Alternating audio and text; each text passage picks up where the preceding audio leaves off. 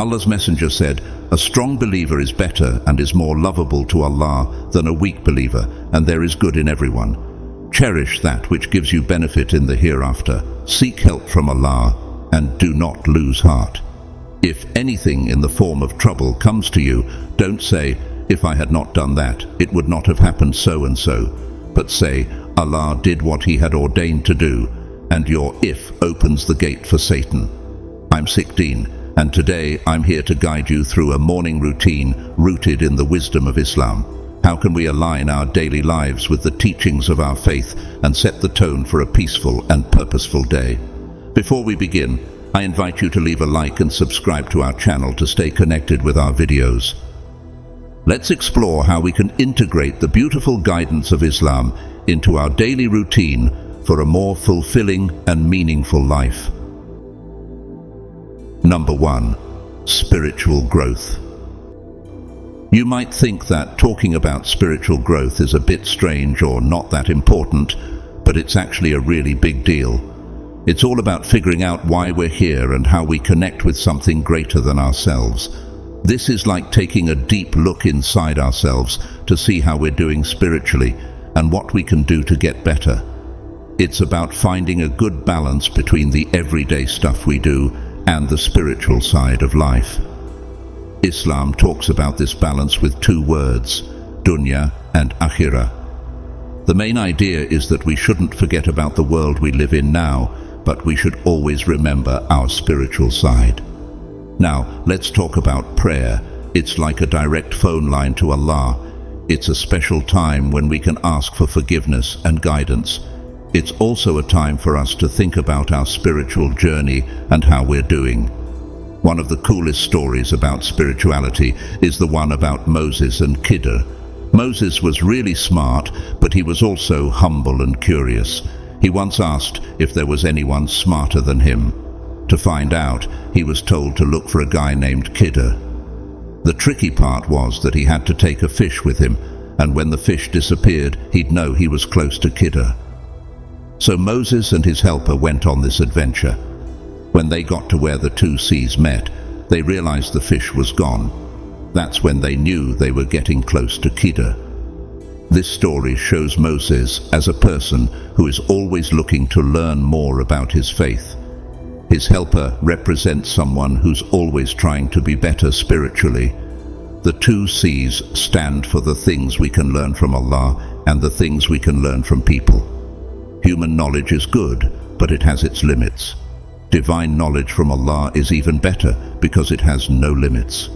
This story tells us that our spiritual journey is like a never-ending adventure. Just like Moses kept searching for more wisdom, we should always be on a quest to learn more. No matter how much we know, there's always something new to discover. So stay humble and stay curious, because you'll never stop learning new things. Number 2. Presence. Worries about the future and regret about the past often overwhelm us, preventing us from fully experiencing the here and now. Presence is a central theme in Islam. The Quran promotes deep reflection and contemplation as a means of achieving spiritual presence. Surah Al-Imran encourages believers to reflect on the heavens and the earth and to recognize the divine purpose in creation. It says, "Indeed, in the creation of the heavens and the earth and the alternation of the day and night, there are signs for people of reason. Those who remember Allah while standing, sitting, and lying on their sides, and reflect on the creation of the heavens and the earth, and pray saying, 'Our Lord, you have not created all of this without purpose.'" The result of this constant reflection, remembrance of Allah, and supplication is a deep connection with Allah. These individuals feel closer to the divine and find solace in their relationship with Allah, a feeling of presence between the divine and man. Brother, there is nothing to fear. Allah is always beside you. Morning is often the most peaceful time of the day. Utilizing this period for meditation, contemplation, or simply enjoying the morning's presence can help cultivate a sense of calm and serenity that can last throughout the day. The word Islam is derived from the Arabic root salam, which means peace. This is not coincidental. Islam promotes peace, and this can only be achieved by the maximum presence and connection with the divine. One day someone will ask you, "Why do you wake up so early and spend time in solitude each morning?" And you will respond with a smile, "I do it to feel the presence of Allah in the tranquility of the morning. It is during these moments of solitude and prayer that I find presence and connection with my Creator." Number 3, journaling. A powerful form of self-reflection helps center one's focus on daily life, develop gratitude for received blessings, and achieve dreams and ambitions. Journal writing is like a translator for mental impulses. The moment you transcribe what is in your mind, strive to get the deeper thoughts out and analyze them. The Quran in Surah Al-Alaq says, "Read in the name of your Lord who created, He created man from a clinging substance. Read, and your Lord is the most generous, who taught by the pen, taught man that which he knew not. Each morning, write down the goals you wish to achieve during the day." These verses highlight the value of learning and the process of gaining knowledge. In the context of journaling, they can be interpreted as an encouragement to write and constantly learn. Take a moment to reflect on how these goals align with your spiritual values. Journaling isn't a new concept in Islamic tradition. Scholars and seekers of knowledge have maintained detailed diaries and journals throughout history, documenting their spiritual journeys, insights, and experiences. These writings have provided valuable resources for understanding Islamic philosophy, spirituality, and personal development. It might sound surprising at first, but the act of writing down your aspirations in your journal is a powerful tool for transforming your spiritual identity and helping you work towards your goals. This process goes beyond just wishful thinking. It's about actively engaging with your desires, values, and faith to become the person you aspire to be. Writing is a transformative process. It takes what's intangible, like thoughts and emotions, and makes them tangible through words. When you put pen to paper, you're not merely jotting down ideas. You're setting an intention, making a commitment to yourself, and taking the first steps toward realizing your dreams.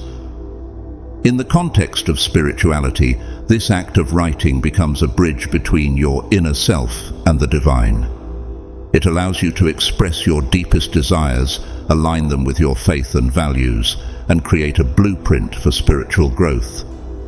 Here's why writing down your aspirations forces you to clarify what you truly want.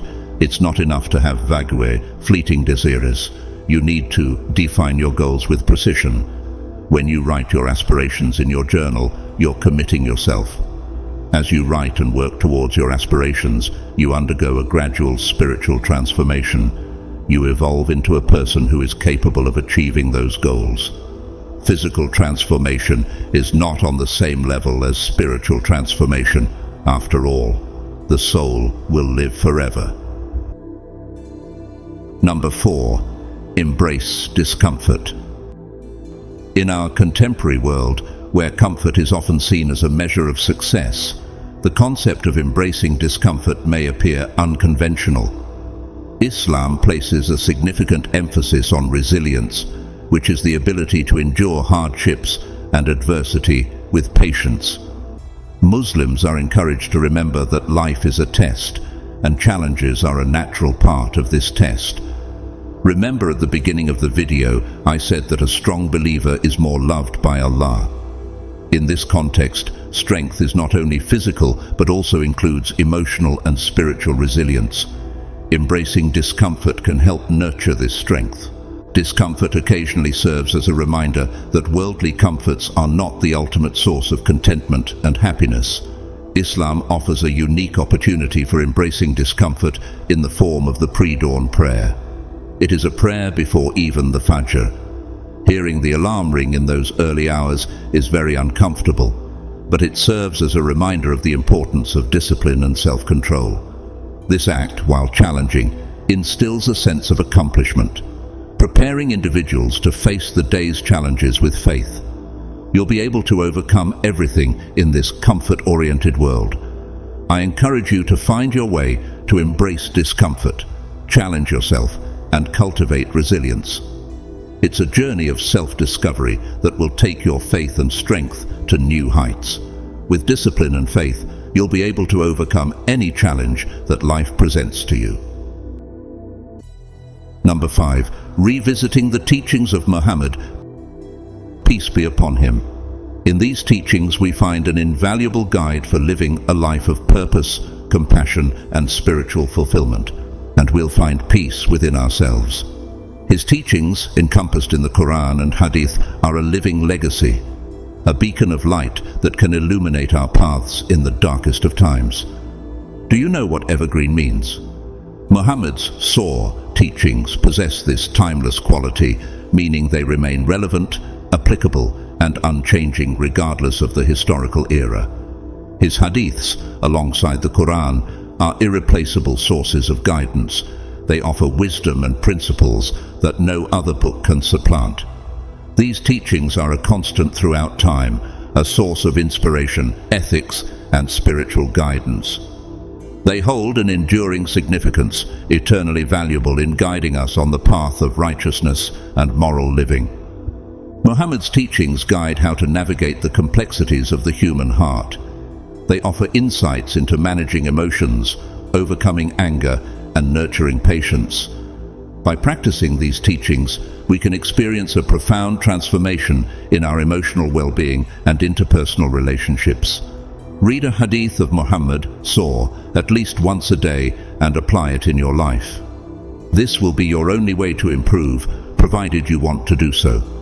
As we immerse ourselves in these teachings, we discover the means to enhance not only our lives, but also the lives of those around us. The wisdom encapsulated in these teachings empowers us to become beacons of compassion, patience, and moral integrity in an ever-changing world. If we truly aspire to enhance ourselves, the Hadith provides a roadmap, an evergreen compass, guiding us toward becoming better versions of ourselves. Number 6. Remember what you can control. There are facets beyond our control. The world we inhabit is replete with variables, many of which elude our influence. However, there is one sphere that remains within our dominion, our response. As we explore this fundamental principle, it's crucial to grasp that ultimate control rests with Allah. We wrestle with the intricacies of our careers, relationships, health, and dreams. The truth is that many of these variables remain beyond our grasp. The acknowledgement of this fact is not an admission of powerlessness, but an affirmation of wisdom. In recognizing the limits of our control, we embark on a journey of self-discovery and faith.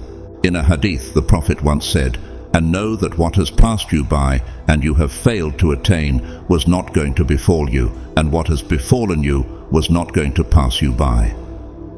In accepting the limitations of our control, we discover profound wisdom.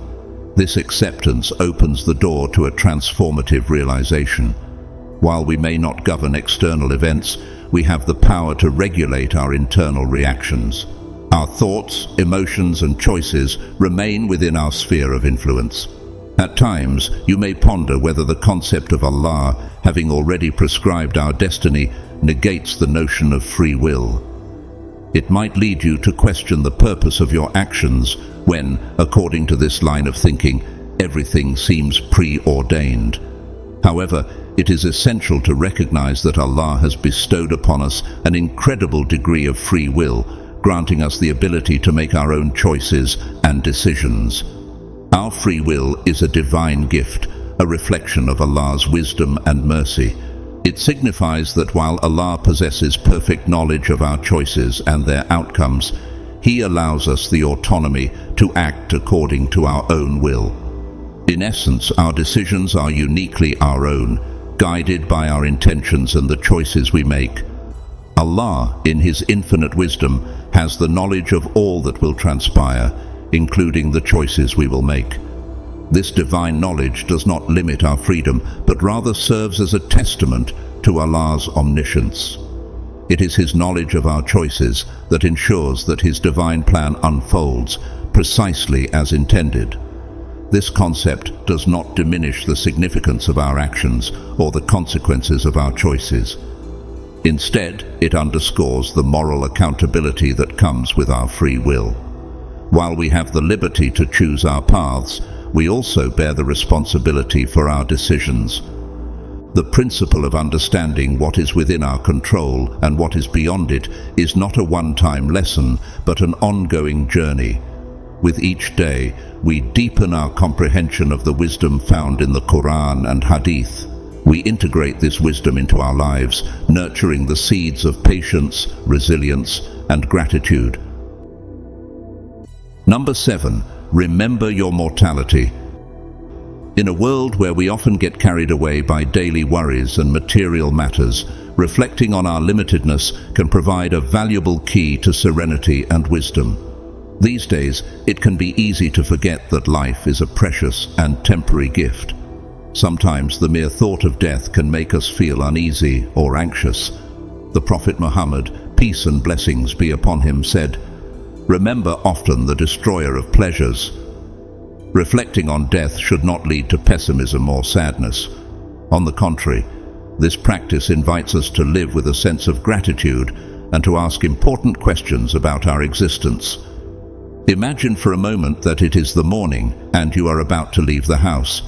You stop and ask yourself this crucial question: how would I behave today if it were the last day of my life?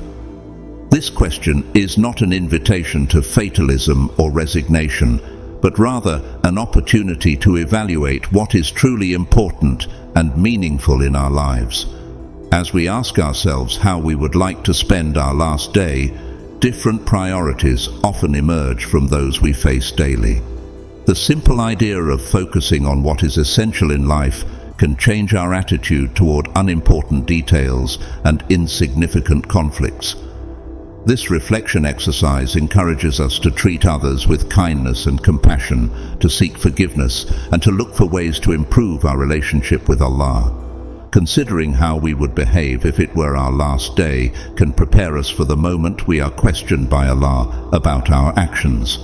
Visualizing this accountability encourages us to make choices that align with our values and spiritual beliefs. Let Islam flow through you in harmony. Comment below if you found this video helpful. See you soon, and good luck with your life.